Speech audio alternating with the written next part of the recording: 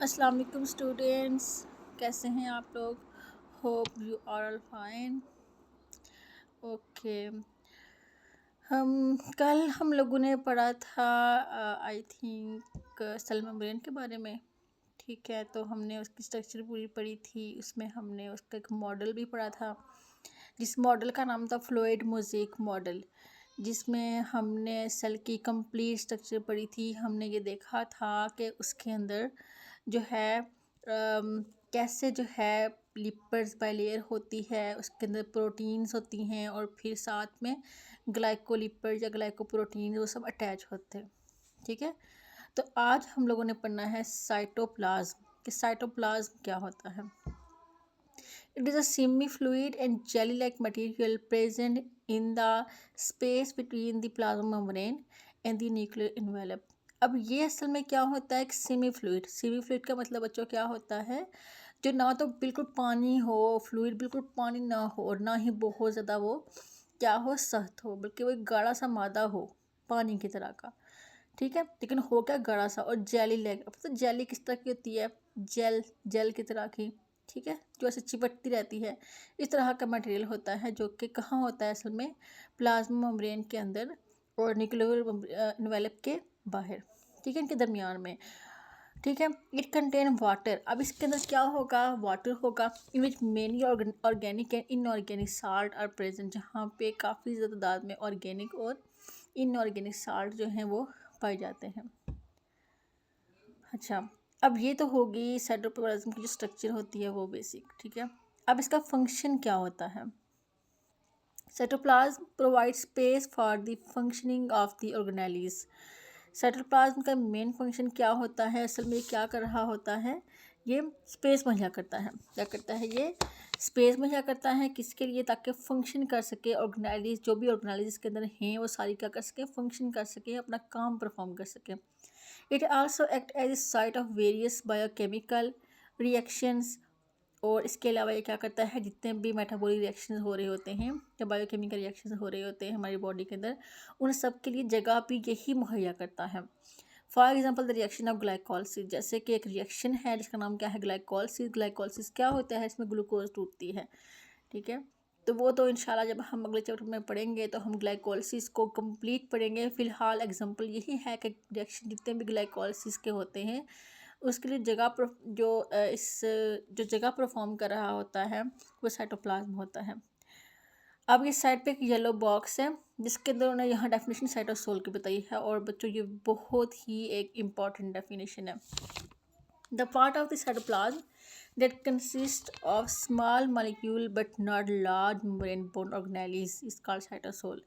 ठीक है, अब साइटोप्लाज्म का वो हिस्सा जहाँ पे क्या है कि मॉलिक्यूल जो हैं वो छोटे छोटे मॉलिक्यूल यहाँ पाए जाते हैं, लेकिन बड़े मॉलिक्यूल नहीं होते, not large membrane bound organelles. और यहाँ पे जो है मेम्ब्रेन बाउंड ऑर्गेनेलिज नहीं होती, जैसे कि हमने पढ़ा कि फ्लावर जो है ऑर्गेनेलिस उसकी जो है बाहर मेम्ब्रेन होती है। अब यहाँ इसकी मेम्ब्रेन बाहर नहीं होती।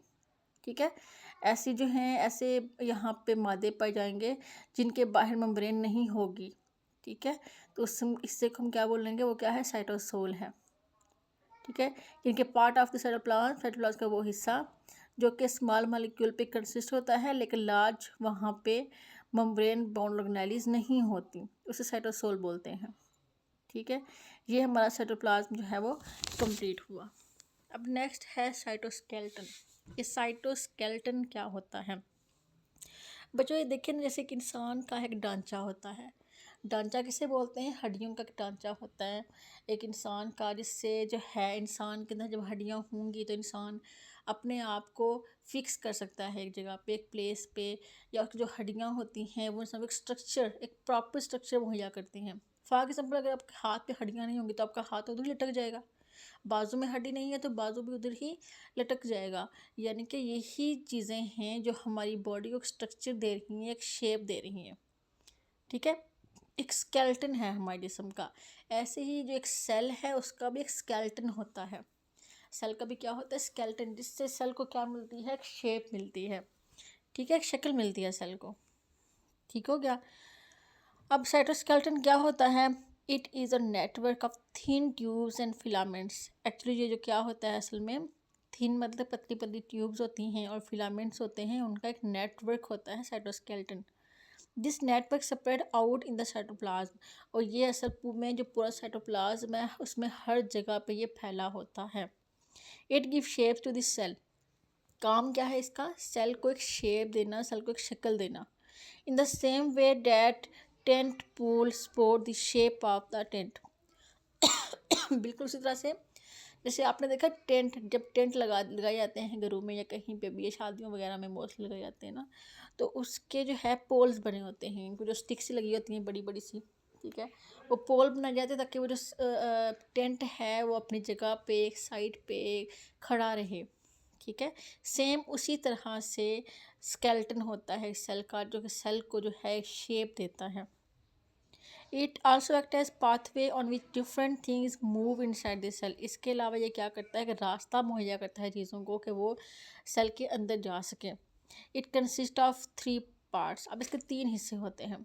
The first is microtubule, the second one is microfilaments, the third is intermediate filaments. अब ये तीनों मोस्ट इंपॉर्टेंट हैं, तीनों ही बहुत ही अहम हैं और तीनों को ही आपने बहुत ही अच्छे से समझना है और उनको याद करना है, क्योंकि पेपर में ये आते रहते हैं, बल्कि मोस्ट ऑफ द टाइम कभी किसी एक की डेफिनेशन या कभी दोनों में वो डिफ्रेंशिएट पूछ लेते हैं कि difference between microtubule and microfilaments.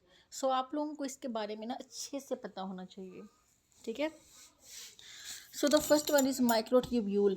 क्या होती हैं microtubules? Microtubules are hollow tubes. Hollow मतलब बिल्कुल खाली होती हैं, ठीक है। ये असल में क्या होती हैं? होलो ट्यूब्स होती हैं। They are made up of tubulin protein. अब ये किस चीज़ की बनी होती हैं? एक प्रोटीन से बनी होती हैं। उस प्रोटीन का नाम क्या है? ट्यूबुलिन, ठीक है। एक ट्यूबुलिन प्रोटीन है, उसकी ये क्या है? बनी है। अब आपको अगर ट्यूबुलिन भूल जाए तो आपने ट्यूबुलिन को बिल्कुल नहीं भुलाना, याद कैसे रखना है कि नाम क्या है इसका? माइक्रोट्यूब्यूल। तो माइक्रो के बाद क्या लिखा हुआ है? ट्यूब्यूल। तो ट्यूब्यूल से ट्यूबुलिन और साथ में प्रोटीन तो आपको याद रहेगा इंशाल्लाह, ठीक है। तो ये ट्यूबुलिन प्रोटीन से मिलकर बनी होती है। This part maintain the shape of cell. अब ये जो हिस्सा है इसका काम क्या है? इसका काम ये है कि ये सेल की शक्ल को मेंटेन करता है। And act as a track for organelles. और ऑर्गेनेलिस के लिए एक ट्रैक क्या है? एक रास्ता जो है वो एक रास्ते के तौर पे ये काम कर रहा होता है। उसके अलावा microtubules also make cilia and flagella. और अगला काम क्या है इनका? ये सीलिया बनाते हैं और फ्लैजिला बनाते हैं। अब सीलिया फ्लैजिला क्या होते हैं? सीलिया बिल्कुल जैसे बाल नुमा शक्ल होती है ना, छोटे छोटे छोटे बाल होना इस सतह के ऊपर, वो होते हैं सीलिया। और फ्लैजिला होता है कोई एक होता है। इनको हम प्रॉपर आगे पढ़ेंगे इसी चैप्टर में, फिर आपको अच्छे से समझ आ जाएगी कि सीलिया और फ्लैजिला क्या होते हैं। अच्छा, नेक्स्ट है माइक्रोफिलामेंट्स। सेकंड पार्ट है इसका माइक्रोफिलामेंट्स। अब ये क्या होते हैं? Are finer than microtubule. अब ये थोड़े से मोटे होंगे, थोड़े से बड़े होंगे, किसकी निस्बत? माइक्रोट्यूब्यूल की निस्बत। These are made up of actin protein. अब ये किस चीज़ के बने होते हैं? एक्टिन प्रोटीन की। अब देखिए माइक्रोट्यूब्यूल जो थे वो ट्यूबुलिन प्रोटीन के बने होते थे, अब ये किसके बने होते हैं? एक्टिन प्रोटीन के। They help in cell movement. काम क्या है इनका? सेल को मूव करवाना, like crawling of white blood cell and the contraction of muscle cell. For example जो हमारे जिस्म में वाइट ब्लड सेल भी क्रॉल करते हैं, घूमते रहते हैं, ऐसे ही जो हमारे मसल सेल हैं ये कॉन्ट्रैक्ट करते हैं, रिलैक्स करते हैं।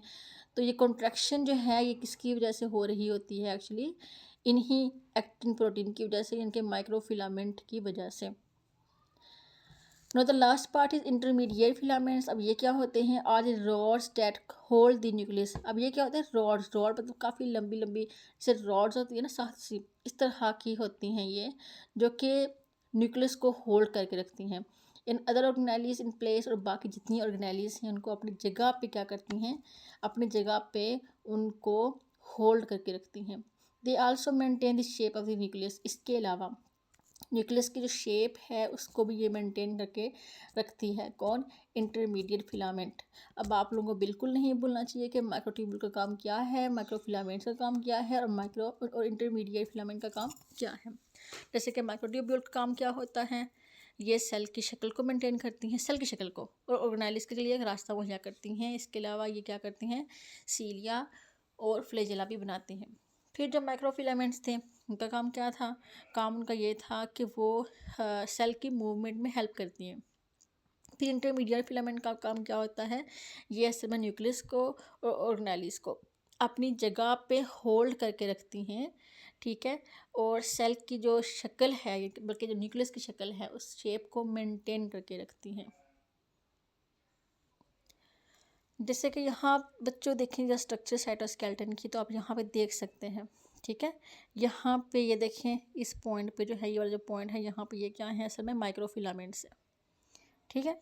अच्छा, उसके अलावा ये हैं, ये क्या हैं? इंटरमीडिएट फिलामेंट्स हैं, और ये माइक्रो ट्यूब्यूल्स हैं, जो कि किसकी बनी होती हैं? ट्यूबुलिन की, ठीक है? ये इंटरमीडिएट फिलामेंट्स है और ये माइक्रो फिलामेंट्स है, ठीक है? इनकी शक्ल आप लोगों ने याद रखनी है अच्छे तरीके से, कि आपके माइंड में ये हमेशा रहे। ये देखेंगे, ये एक सेल की स्ट्रक्चर है। बाहर ये सेल मेम्ब्रेन है, जो कि हम ऑलरेडी पढ़ चुके हैं, ठीक है? ये जो दरमियान में मादा मादा होगा, पानी पानी सा एरिया, ये सारा क्या होता है? असल में साइटोप्लाज्म होता है। और साइटोप्लाज्म के अंदर ये सारी ऑर्गेनेलीज, जैसे कि ये एक ऑर्गेनेली है, इसके अलावा ये ऑर्गेनेलीज हैं, ये ऑर्गेनेलीज है, लेकिन दरमियान में जो आपको ये येलो येलो सी स्टिक की तरह लग रही हैं, जैसे हड्डियों की तरह लग रही हैं, ऐसे फील हो रहा है जैसे ना ऐसे स्टिक ही खड़ी हूँ बहुत सारी। देखिए, यहाँ पे भी है, यहाँ पे भी है, इधर भी है, इधर भी है।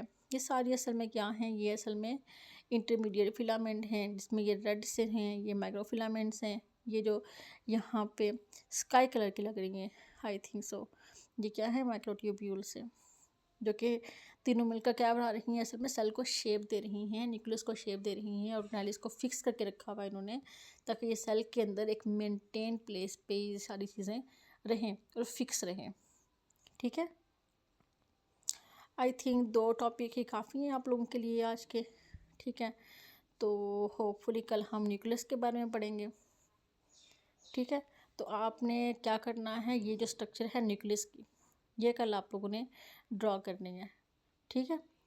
आप लोगों को ये ज़बानी आनी भी चाहिए, और आप लोगों ने ये ड्रॉ भी करनी है। कल मैं आपकी ये जो स्ट्रक्चर है ये चेक करूँगी। ओके बच्चों, फिर कोई क्वेश्चन है तो मुझसे आप काइंडली पूछ लें, और बाकी हम जो क्लास है वो हम इंशाल्लाह कर लेंगे। अपना ख्याल रखिएगा, और दुआओं में मुझे भी याद रखिएगा। ओके, अल्लाह हाफिज़।